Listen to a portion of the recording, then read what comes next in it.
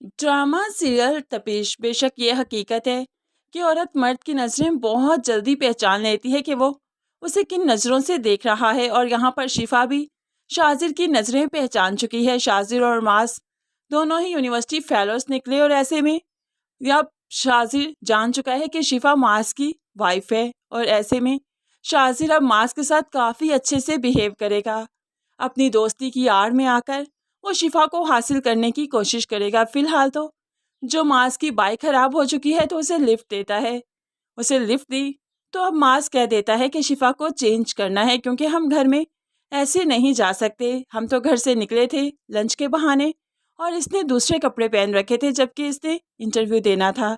तो बस फिर अब मास ने जो कहा कि वो ट्राई रूम में जाकर चेंज करवाएगा शिफा को, तो शाजिर फ़ौरन से इनकार करता है। ये मॉल्स के try room safe and secure नहीं हुआ करते। मेरे अपार्टमेंट में चलो ना, वहाँ पर शिफा इजीली चेंज कर सकती है। बातें तो मास से कर रहा था लेकिन नज़रें शिफा पर जमी थी। अपने मिरर को उसने शिफा पर सेट कर रखा था। शिफा ये सब कुछ देखकर काफ़ी ज़्यादा इनसिक्योर फील कर रही थी, लेकिन है मास शाजिर की नज़रों को, उसके रवैये को समझ नहीं पा रहा। उसके अपार्टमेंट में ले जाता है शिफा को, शिफा चेंज करती है।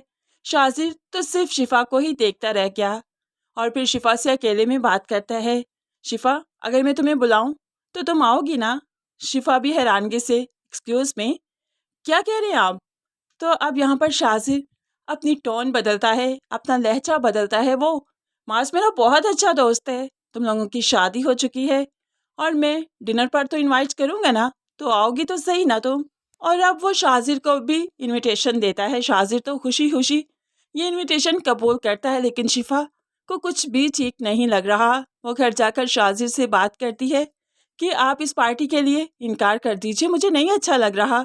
वो कैसे शिफा शिफा करके बुला रहा था मुझे और तुम कह रहा था, ज़रा भी उसे मैनर्स नहीं, भाभी कह लेता या कोई कोई नाम थोड़ी लेता है ऐसे।